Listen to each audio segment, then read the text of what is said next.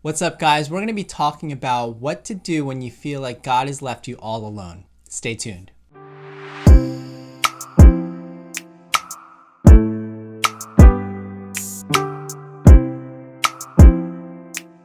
Welcome back. My name is Brian B. If you're new around here, and I just want to ask this one question. What should we do when you feel like God's left us all alone? Sometimes we go through our lives and we feel like no one sees us, no one cares about us, and it can be a really lonely place. What do we do in those circumstances when we feel like we're all alone? Especially when we feel like God's left us all alone. I want to give you 3 tips that you can use to get yourself out of that place where you feel alone. Tip number 1.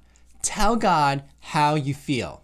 Now, the key to this is when you tell him how you feel, you got to be completely honest with him. I want you to share the deep thoughts and the deep feelings and the deep hurts and the deep things in your heart with him and be able to express what it is you're exactly feeling. Trust me, God's a big boy. He can handle all the stuff that you may want to say to him about how you feel. So if you're feeling alone, tell him, God, I'm feeling alone. I feel like you're not there and I feel like I'm about to fail and I really need you here with me. The second thing I want to encourage you to do is to tell God what you want. If you're feeling alone, I want you to tell him, God, I want you here with me. God, if there's no one to walk along with me, I'm not going to make it. Tell him exactly what it is that you want. And finally, tell God that you trust him. Now, I know that sounds a little counterintuitive. You're just feeling like God isn't near you, that he's left you all alone. Why in the world would you tell him that you trust him? God told us he would always be with us and he would always be there for us.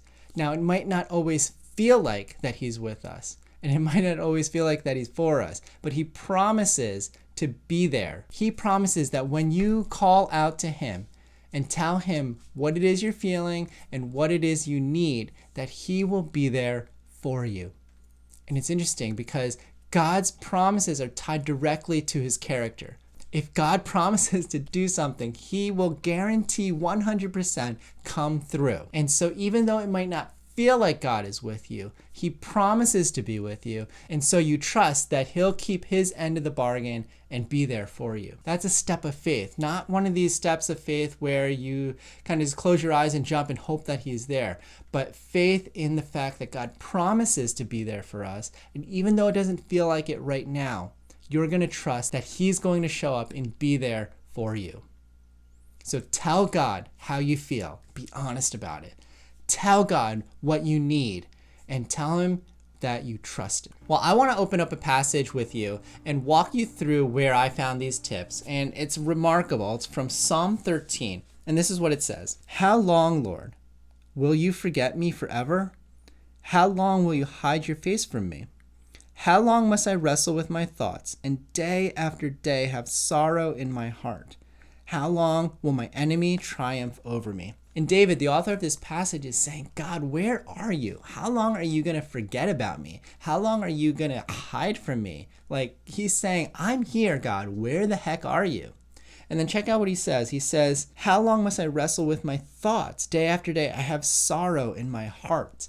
So he's telling God how he feels. He's telling him that there's these thoughts just going through his head and he's wrestling with them and there's sorrow in his heart. He's just sad. He's upset. He feels all alone because God's forgotten him. That's how he feels. And check out what he says to God next. He tells him what he wants. Look on me and answer me, Lord my God. He wants an answer. Give light to my eyes or I will sleep in death. And my enemy will say, I have overcome him, and my foes will rejoice when I fall. He's asking God, give me light. He's asking God to answer him. He wants God to not just know what he's feeling right now, but he wants God to recognize and see him and to do something about him, to give him light, to give him hope, to give him his presence so God is with him as he's fighting against his enemies. And so he told God how he felt. And he's telling him what he wants. And then check out this last section. He says, but I trust in your unfailing love. My heart rejoices in your salvation. I will sing the Lord's praise, for he has been good to me. He's telling God that he trusts him. Now, that's really strange because at the beginning he's saying, God, you forgot me. And just a few verses later, he's saying, God, I trust you. What changed? David remembered God's promise that he would always be there with him.